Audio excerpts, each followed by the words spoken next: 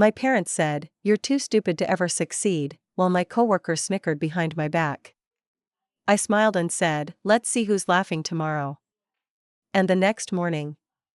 I am a 34-year-old female and have been working at the same job for years now, constantly feeling like I'm stuck in a dead-end position. My parents have always been cold and dismissive, telling me I'm too average to ever succeed, and recently, they flat out told me that I'm wasting my time at this job. On top of that, my coworkers, especially a few of the younger ones, have been snickering behind my back, making fun of my lack of ambition. The other day, after hearing all of it, I snapped and said, "Let's see who's laughing tomorrow." I didn't know how right I would be. I grew up in a small town, just outside of Albany, New York, where everyone seemed to have their life figured out. My parents, Greg and Ruth, were practical, hardworking people, but there wasn't much warmth in our house. We weren't the type of family that sat around the table sharing stories or laughing at inside jokes. My parents always believed success was measured by how much you had in your bank account and how high up the corporate ladder you could climb. I wasn't the smartest kid in school. I never had straight A's, but I did my best. I worked hard and participated in everything I could. But it was never enough. At least, that's how it felt. Greg would often tell me that I didn't have the right stuff to be successful, while Ruth, in her quieter way, would remind me that being average would get me nowhere in life. "You'll never make it if you don't start working harder, Clara," my father would say after every parent-teacher conference. And Ruth would chime in, "It's okay, honey. Just know your limitations. You're not going to be a doctor, or a lawyer, or even a manager. You'll figure something else out."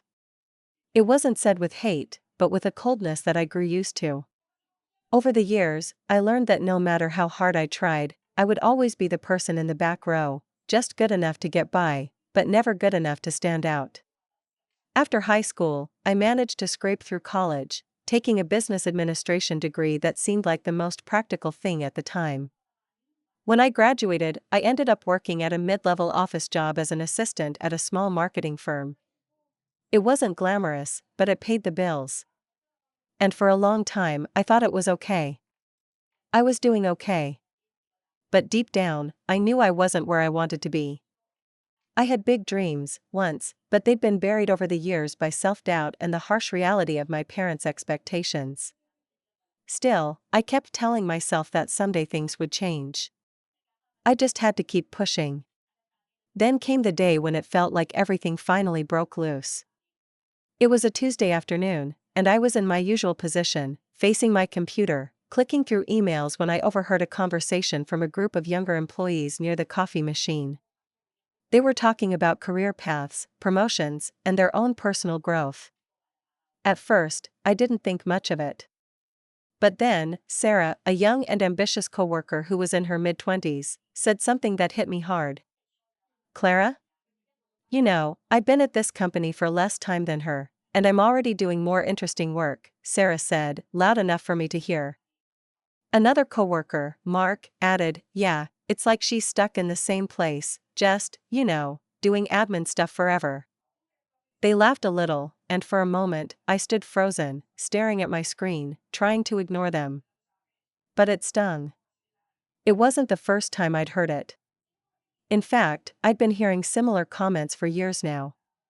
From people at work. From my family.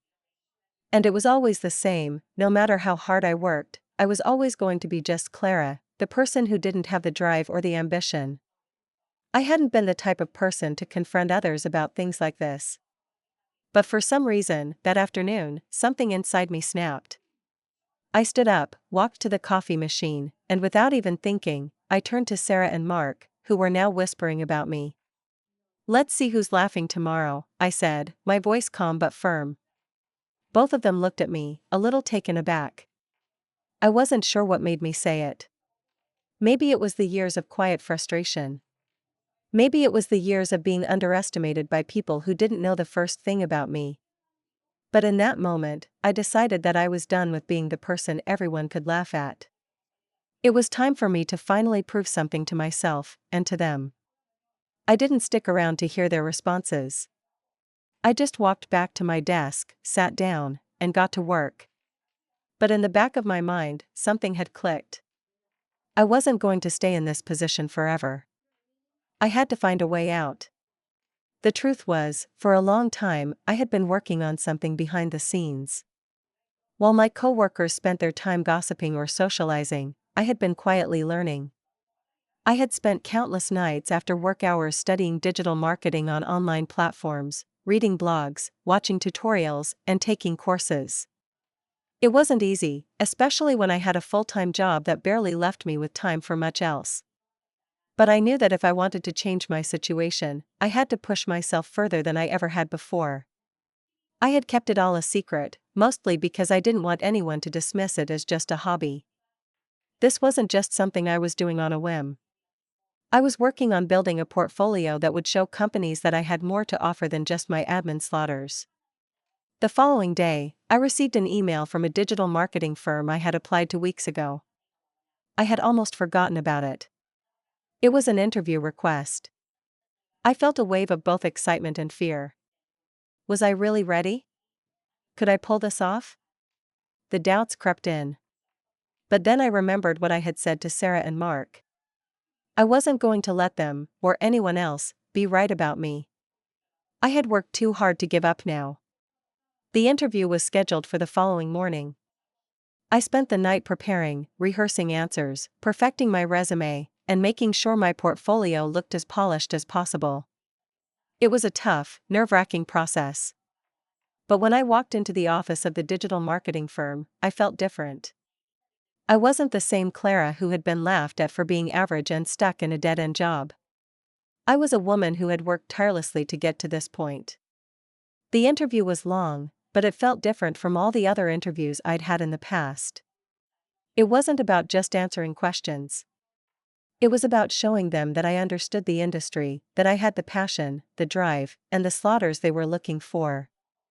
I talked about my side projects, my self-taught knowledge, and how my work in the marketing field had given me insights into what made a campaign successful. When the interview ended, I felt good about it. But there was still a part of me that couldn't help but wonder if I was dreaming. What if I didn't get it? What if all of this was for nothing?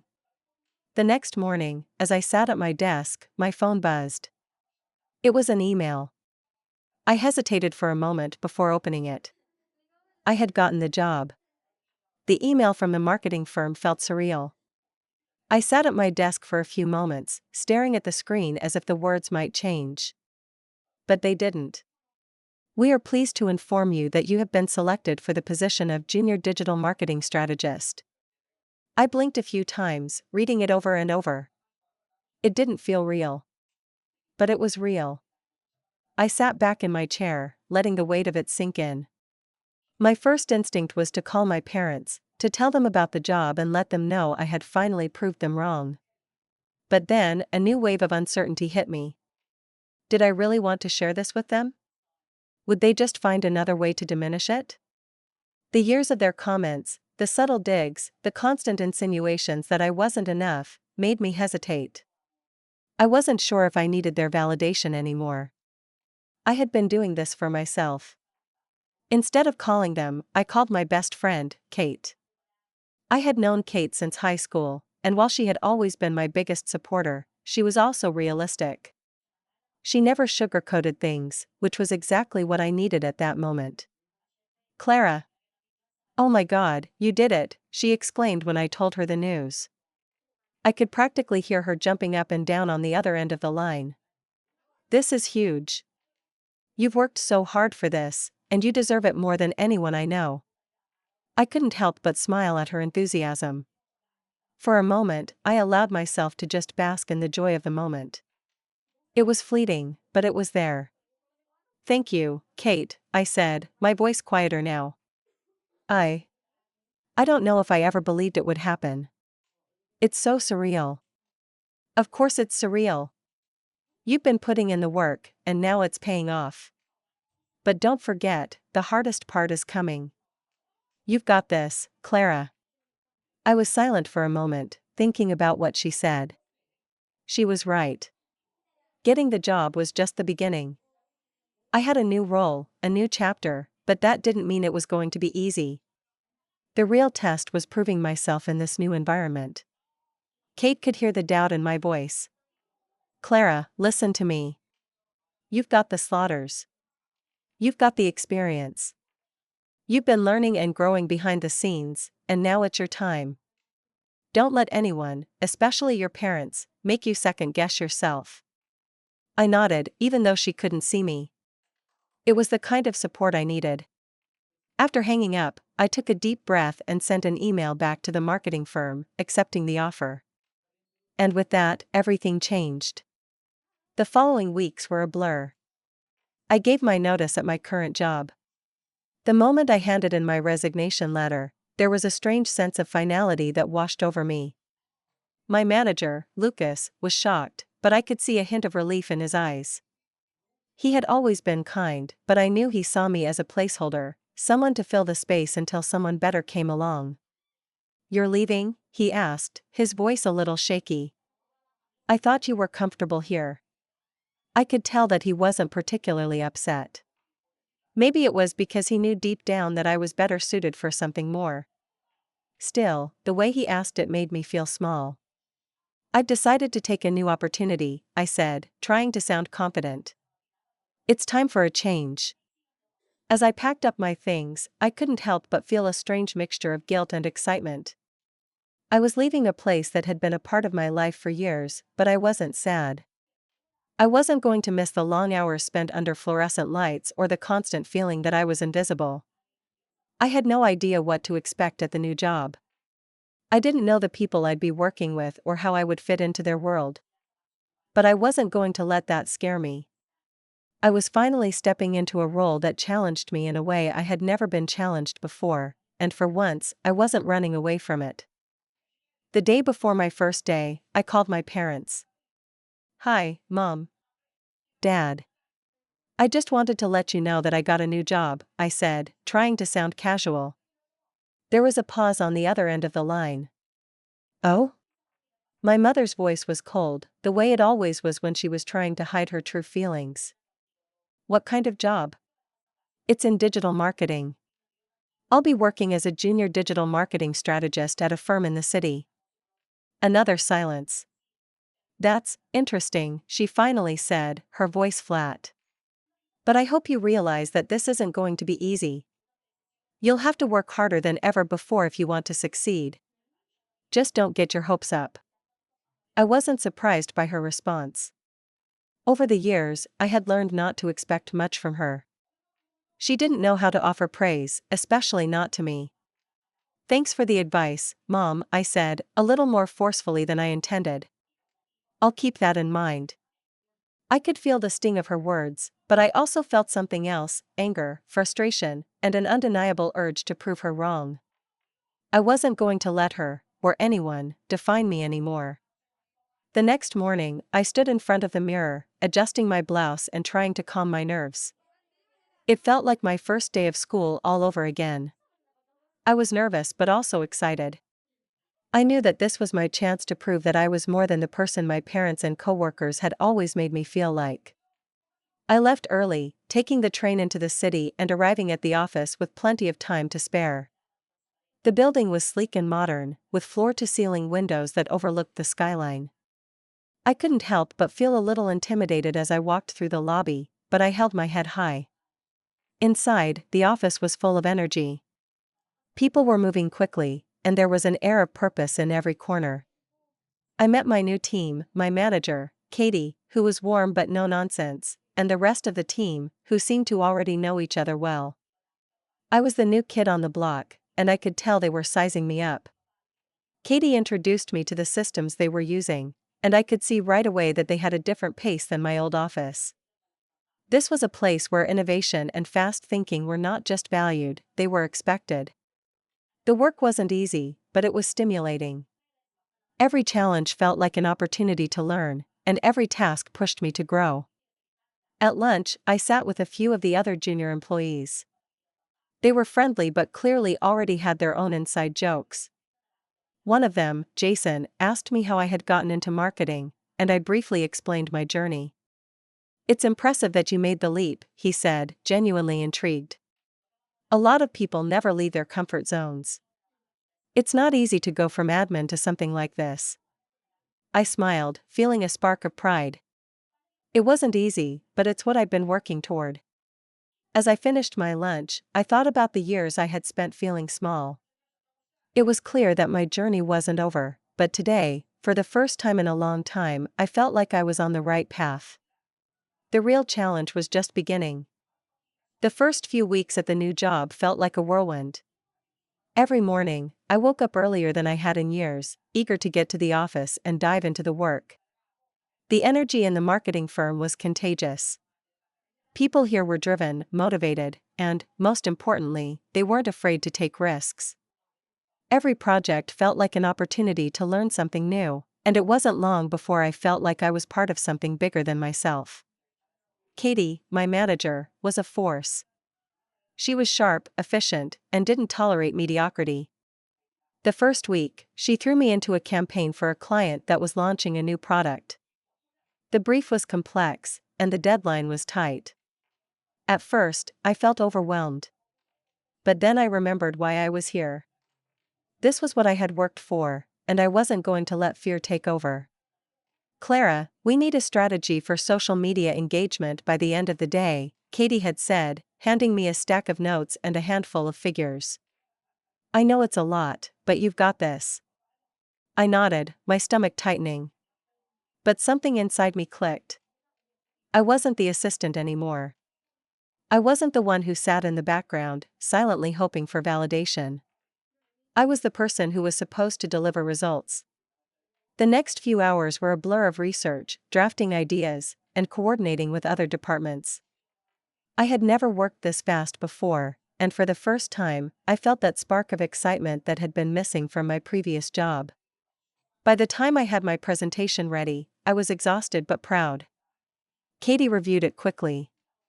She didn't offer praise immediately, but when she finally spoke, I could tell she was impressed. This is solid work, Clara, she said, her voice calm but approving. You've made real progress. Keep this up. The words meant more to me than I could express.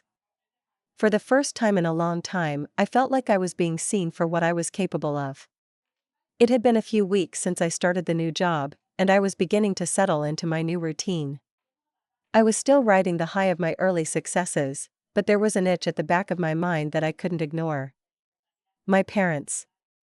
I hadn't spoken to them much since I got the job, and even though I knew I didn't owe them an explanation, there was still a part of me that wanted their acknowledgement.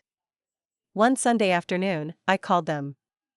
I hadn't planned on telling them about my job so soon, but after a couple of weeks of dodging their questions about my work life, I figured it was time to bite the bullet.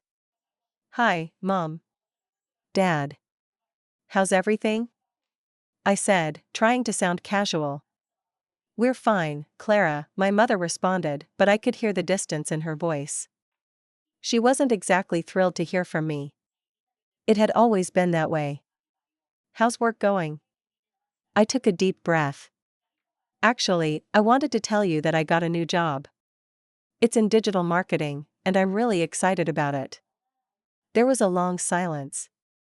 I could almost hear my parents processing the news. Finally, my father spoke. Well, that's good, I suppose, he said in his usual detached tone. But you know it's not going to be easy. You've always been, well, not the most driven. I just don't want you to get ahead of yourself. I could feel my chest tightening. I had expected this, but hearing it from him still stung. I wanted to scream, to tell him everything I had accomplished in the last few weeks, but I held it back. There was no point. He wasn't going to change. You don't have to worry, Dad, I said, keeping my voice steady. I'm taking this seriously. And I'm good at it. I could hear the skepticism in his voice, even through the phone. Just remember, Clara. You'll need to work hard if you want to make it. I've always told you that. I nodded even though I knew he couldn't see me. I know. I'm ready. It was a short conversation, one that left me feeling hollow. I had hoped for something more, maybe a hint of pride, or at least a softening of their usual criticism. But it never came.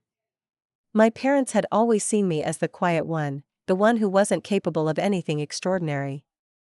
To them, my successes would always be too small to matter. I hung up the phone and sat for a few moments, staring at nothing. I realized that I didn't need their approval.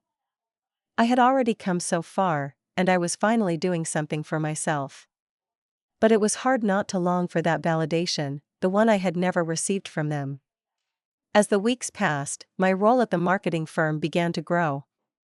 I was given more responsibilities, and with each new project, I felt more confident in my abilities. But just as I was starting to settle in, a new challenge arose. A new hire, Julie, came into the company, and she quickly became the golden child of the office. She was everything I wasn't: young, confident, and effortlessly charming. Within days, she was being given high-profile projects and treated like a rising star. At first, I tried to keep my head down and focus on my work. But it was hard not to notice how people were fawning over her. Katie, my manager, seemed particularly taken with her. I'd been working with Katie long enough to recognize when she was impressed with someone, and the way she spoke about Julie made it clear that she had already pegged her as the company's future. The comparison hit me harder than I expected. It wasn't jealousy, it was more like a reminder that I still wasn't enough. I had worked so hard to prove myself, to show that I could succeed, and now here was someone who was getting all the attention, all the accolades. I couldn't help but feel overshadowed. One afternoon, as I was preparing for a meeting with a client, Julie walked past my desk with a pile of work that had been handed to her by Katie. She flashed me a smile that didn't quite reach her eyes, as if she knew exactly how I was feeling. "How's the new project going?" she asked, her voice sweet but laced with something else, an unspoken challenge. I looked up at her, forcing myself to smile. "It's going well. I'm getting things together for the presentation." She nodded, her smile widening. "That's great. It's just that, I've been given this huge project, and Katie's expecting me to do a lot. But I'm sure you've got it under control." There it was, the subtle jab. She wasn't directly undermining me, but she didn't need to. The message was clear: I was still just the assistant, while she was the future. I swallowed the bitterness that rose in my throat and kept my tone even.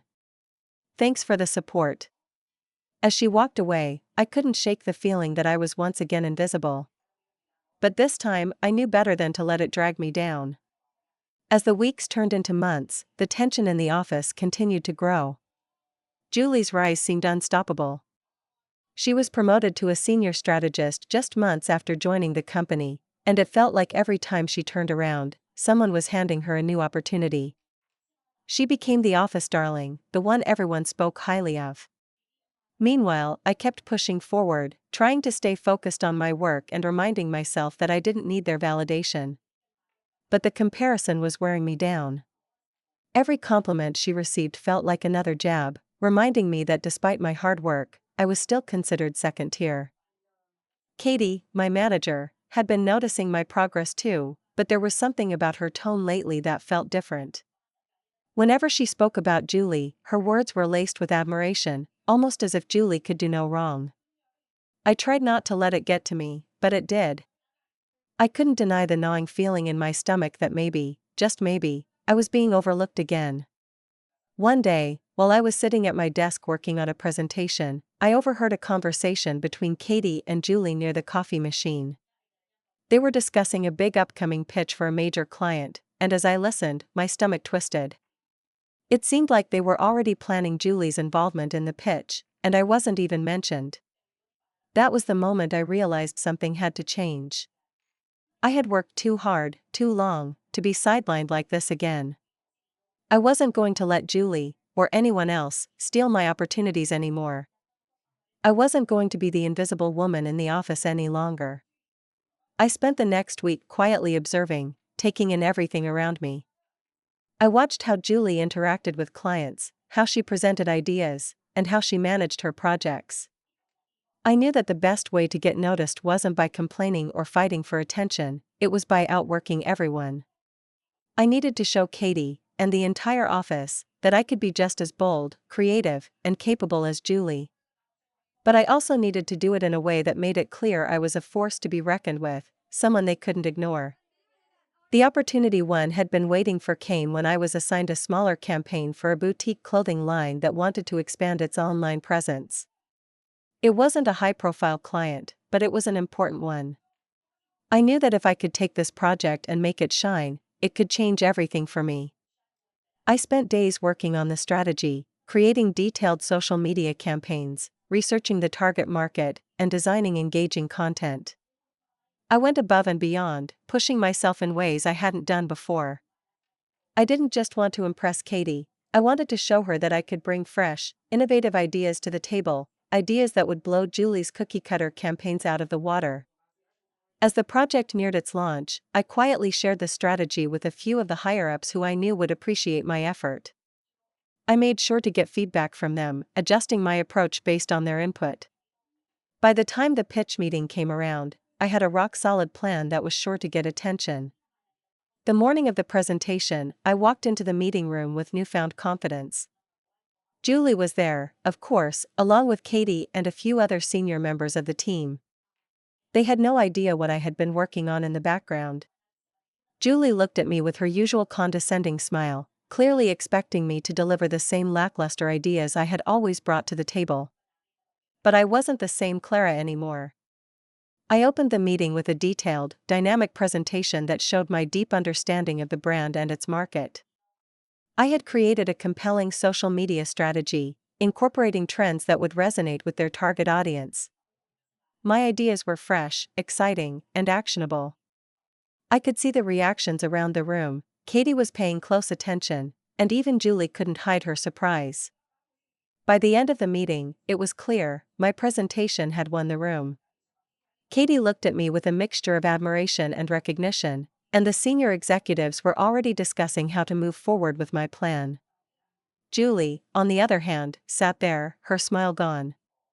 She didn't say a word during the entire presentation, and when the meeting was over, she left quickly, not even acknowledging me. That evening, Katie called me into her office. I had been expecting a quick word about the project, but what I didn't expect was the conversation that followed.